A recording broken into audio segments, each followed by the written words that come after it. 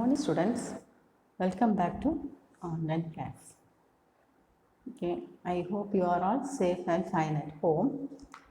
Already we have learned this economics lesson 2, employment in India and Tamil Nadu. So what we have learned already in the second lesson means about the structure of employment in India. What are the structure of employment in India?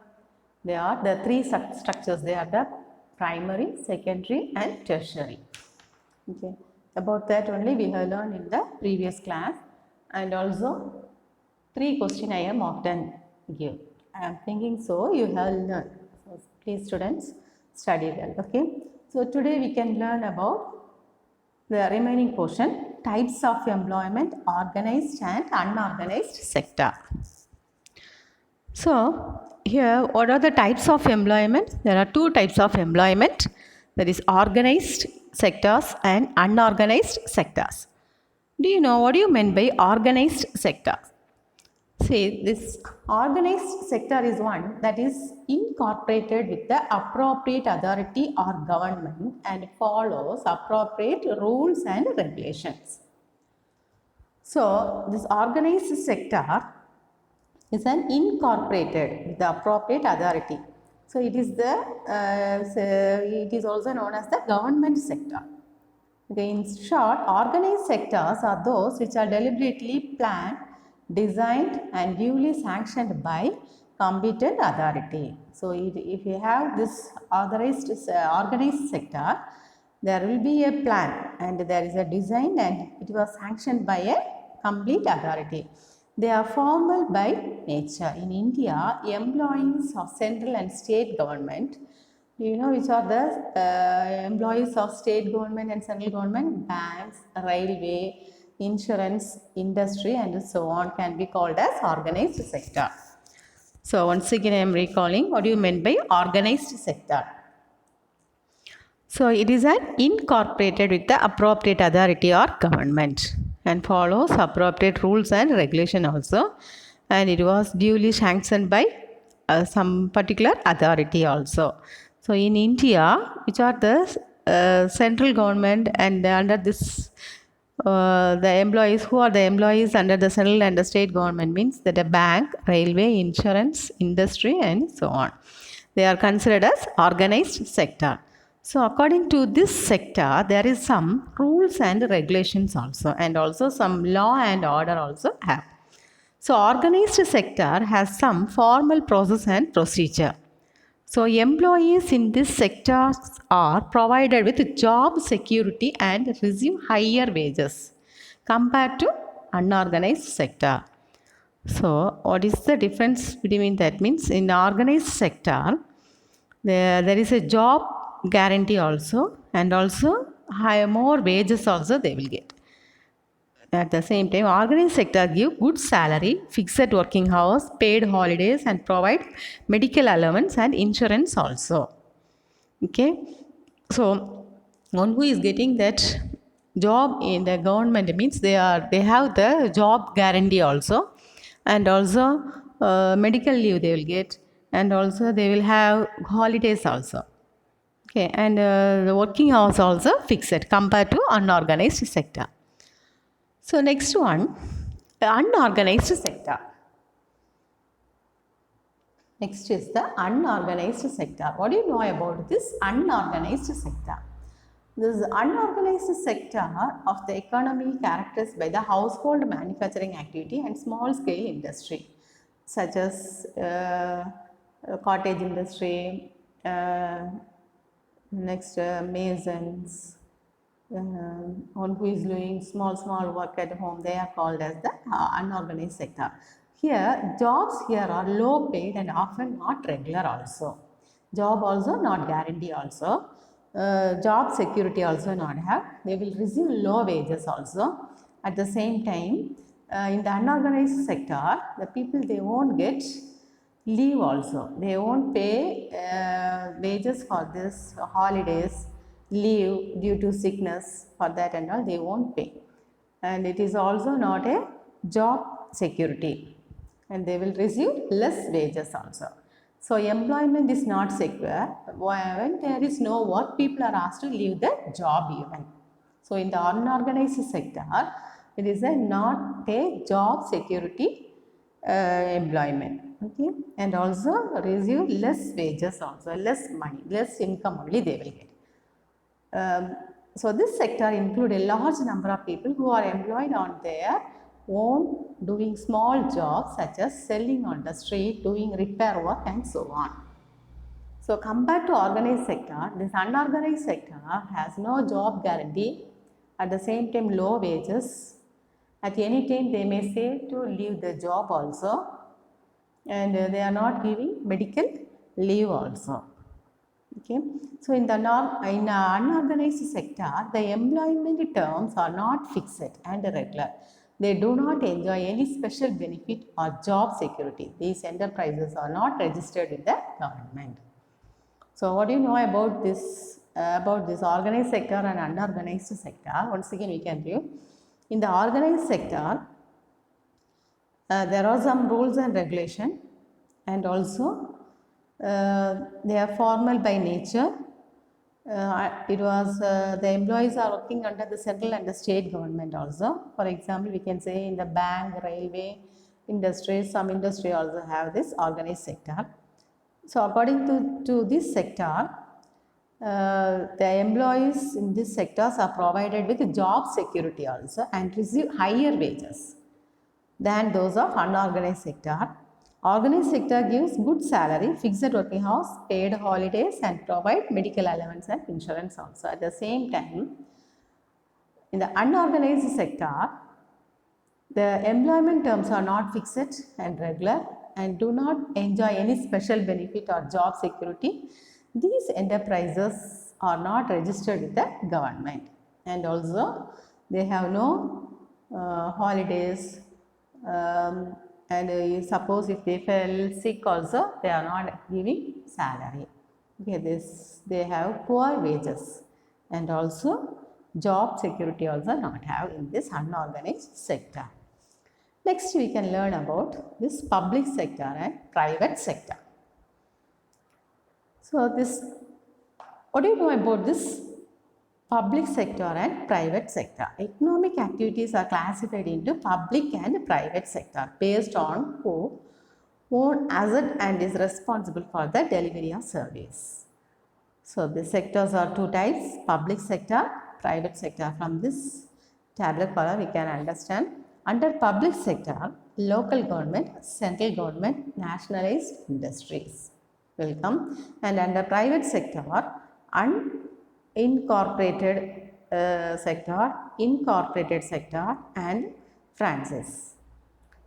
So unincorporated sector, under this who and all this? Sole trader and partnership. And incorporated sectors, private limited company and public limited company. And the last one is the franchise. Okay, these are the unorganized sector. Next one, the difference between public sector and private sector. There is one question also, differentiate between private sector and public sector. This is very, very important. Private sector is the service motive sector. That means in Tamil we will say சேவை நோக்கம் கொண்டது. Okay, but private sector, it is a profit motive. Always they are thinking about the profit only. So there are 3 points. First one, public sector. Public sector is the service motive sector, and at the same time private sector is the profit motive sector. Second point, government owns the asset. But here, the private sector, private individual own the asset. So in the public sector, who will own the asset? Asset, what is the meaning for asset? Asset means சொத்துக்கள். Okay, who will own this asset? Government owns the asset. So this asset belong to whom? Government. Okay, in the public sector. Assets means சொத்துக்கள். But in the private sector, these assets belong to private individuals. Next, third one, wages are paid by the government. Under public sector, if they work under the government, means who will pay the salary? Government only will pay. At the same time, private sector, wages are paid by the owner of private enterprises. Okay. So these are the difference between public sector and private sector.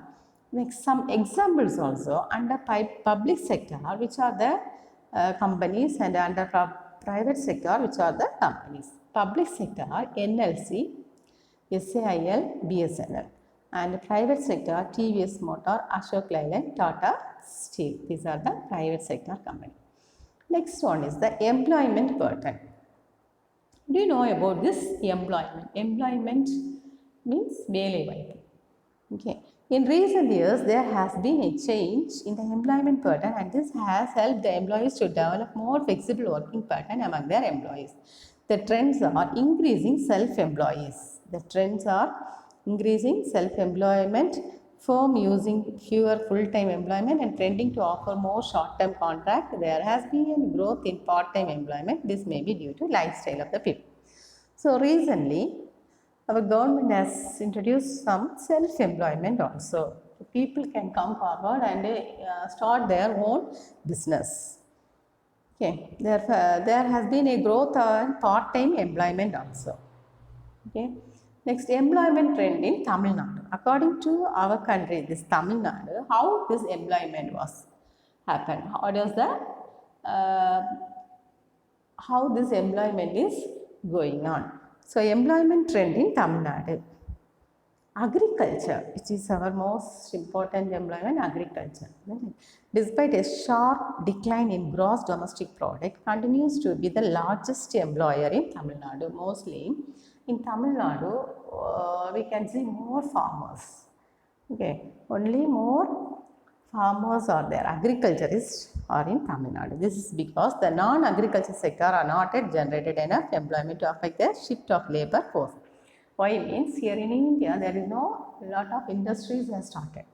So that only it is the most important employment trend in Tamil Nadu means agriculture. Most of the employment growth in Tamil Nadu has been contributed by the unorganized and informal sectors only. So who has contributed by most here? Unorganized and informal sectors only, as we can see in the Tamil Nadu. Next one is there is one employment in Iruvelpattil, a case study. Okay, Iruvelpattu. So employment in Iruvelpattu, that is the place. In that place, how the employment was, how much people are getting employment opportunity. So, what is happening in the employment scenery can be understood not only from national or state level, but also from the study of village economy. We have considered one village. What is the name of the village? Iruvelpattu. Okay, Iruvelpattu is one such a village in Villupuram district in Tamil Nadu. Where was this Iruvelpattu? It is in Villupuram district in Tamil Nadu. This village has been studied for more than 100 years by many scholars. This village is also called Slater village or Gilbert Slater. He was the first scholar working in the University of Madras to go with his students to study this village in 1916. Okay. So over the years, many scholars surveyed the occupation of villages and collected many more details of each person in the village. So it was clearly observed that the government brought social security awareness among the people of the village through primary health care, provision of schools, and maintenance of public distribution system. Though this village underwent many changes, it is still dependent on agriculture as the main occupation. Look at the following table or chart. You will notice that during 1981, out of 100 families, 24% were engaged in non-agricultural laborers. In 2008, the number of families engaged in such employment increased to 41% during 1981 to 2008. The proportion of family engaged in agriculture has declined from 34% to 26%, both as agricultural laborers as a cultivators. Okay. So in 1981 itself, they take this one village, that is the Iruvelpattu. Okay. Next one is the employment details of household in Iruvelpattu in percentage. That is occupation, what are the occupation that village people are doing, and how many percentage of household are there in 1981 and 2008. First one, cultivators. That is in 1981, how many cultivators? It is 42. In 2008, it was 33%. Next, agricultural laborers, 34, and it was in 2008, it was 26%. Non-agricultural laborers, 24%, and 2008 it is 41%. All household 100%, and it is 100%. So from this picture we can understand how many cultivators, how many agricultural laborers and non-agricultural laborers. Cultivators 2081 and 2008. Okay. So from this we can understand recently how it was. Okay. Yes, that's all our lesson today. Next, take page number. Next, take page number 296. I will mark and use this choose, fill and match, and some question answer also. Okay. Yes, page number 296, Roman number 1. Choose the correct answer. First one, we take age group dash years for computation of the workforce. That is option B, 15 to 60. Second question, which is the correct sequence of various sectors in GDP of India in the descending order? That is also option C, tertiary sector, secondary sector, primary sector. Third question, which one of the following sector is the largest employer in India? Option A, primary sector. Fourth question, which one of the following is not a primary sector? Option B, manufacturing sector. Fifth question, which one of the following is not in the secondary sector? It is option D, forestry. Sixth question, tertiary sector is include dash, that is option D, all of these. Okay. Seventh question, which sector is not included in the occupational pattern? That is option A, primary sector. Next, page number 297. Page number 297, eighth question. Match list 1 with list 2 using the codes given below. That one, option B, okay, 4, 3, 2, 1. That is agriculture, forestry, fishery and mining. That is primary sector. Manufacturing, electricity, gas and water supply. That is secondary sector. Trade, transport and communication, service sector. Unincorporated enterprises and household industry. That is the unorganized sector. Okay, that is option B. That is the correct answer. Next, ninth one, which Delhi Sultan of medieval India formed Employment Bureau to solve the unemployment problem? Option C, Firoz Shah Tughlaq.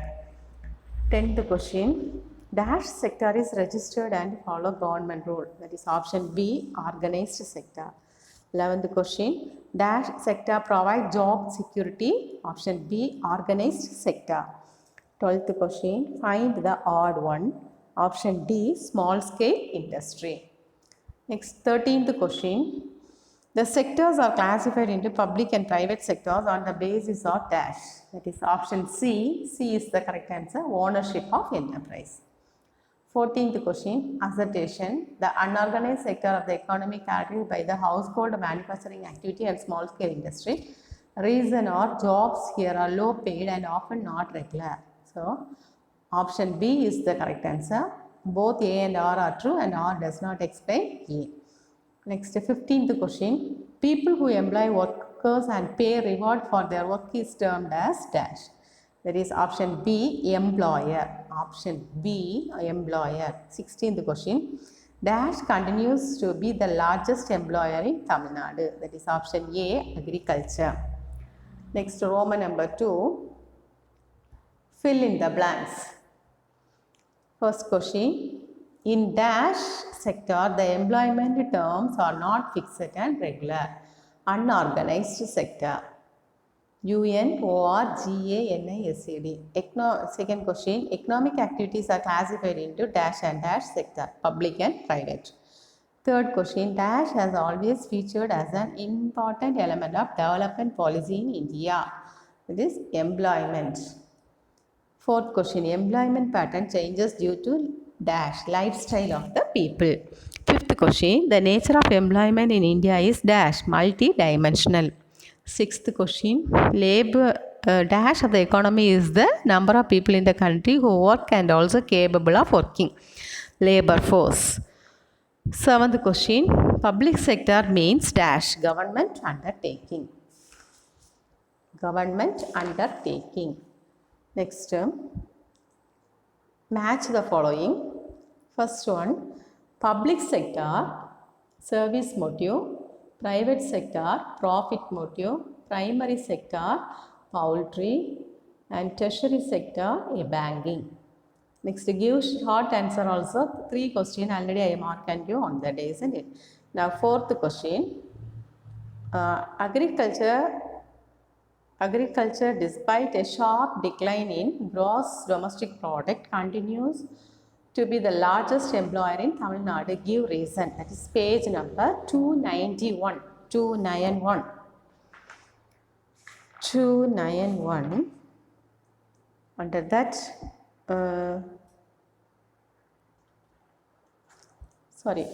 page number 290.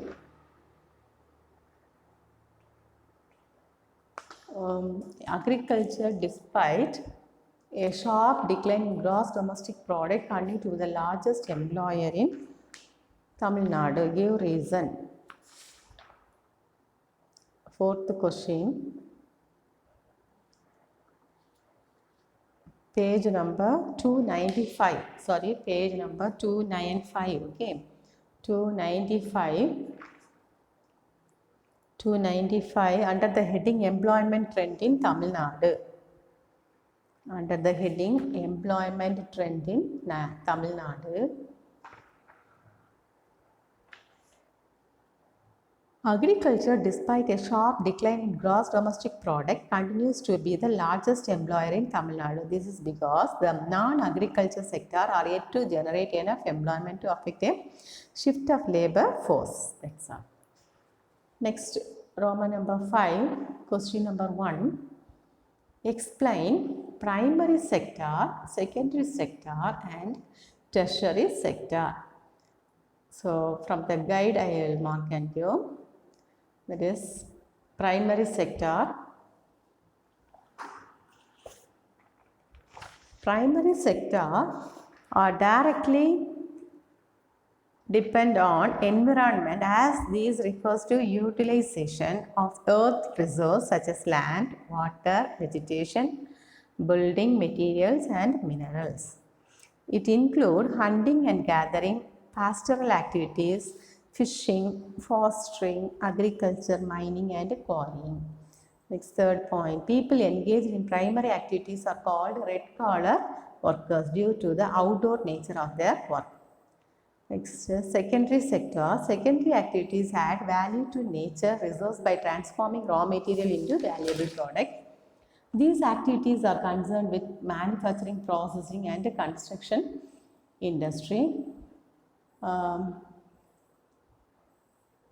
This people engaged in secondary activities are called blue collar workers. Next, tertiary sector. Tertiary activities include both production and exchange. The production involves the provisions or service that are consumed. Exchange involves trade, transport, and communication facilities that are used to overcome distance. Tertiary jobs are called white collar job. That's all. This Roman number 5, question number 1. Next, Roman number 5, question number 2. Explain the employment structure of India.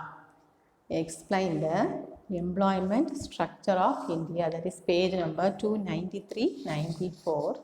293, 294. Under the heading Employment Structure of India,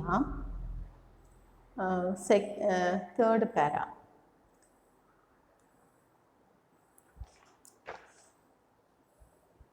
The structure of employment denote a number of workers engaged from there to page number 294, third para. Up to employment growth has increased at an average rate of 2% during the past 4 decades since 1972 to 1973. Up to that, this second question. Third question, compare the employment condition prevailing in the organized and unorganized sector. That is page number 294. 294. Under the heading types of employment, organized and unorganized sector. Under organized sectors, the organized sector is, cut that word one, that is that unit. The organized sector is incorporated with the appropriate authority or government.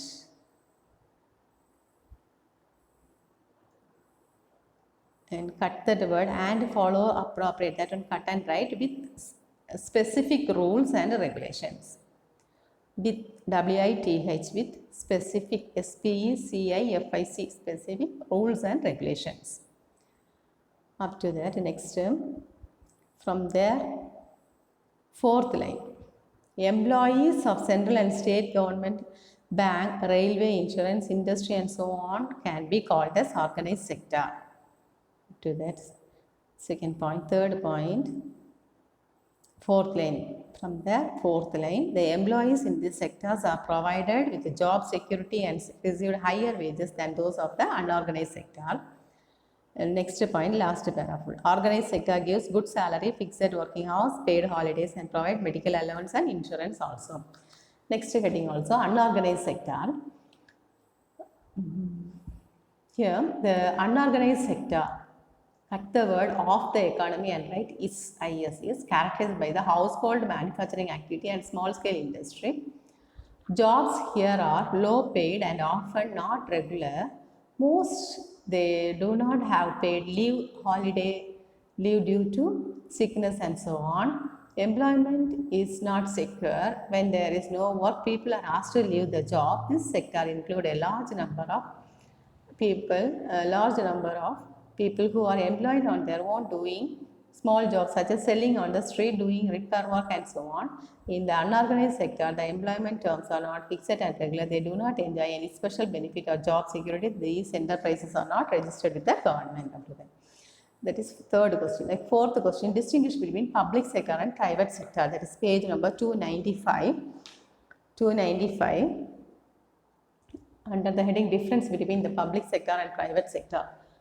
One tabular column has in 1, 2, 3 and example also you want to write up to Tata Steel. Okay, that's all today's portion. So study well and write and see also. Next half-yearly exam is going to start on 14th, isn't it?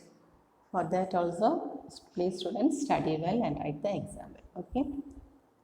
Thank you students.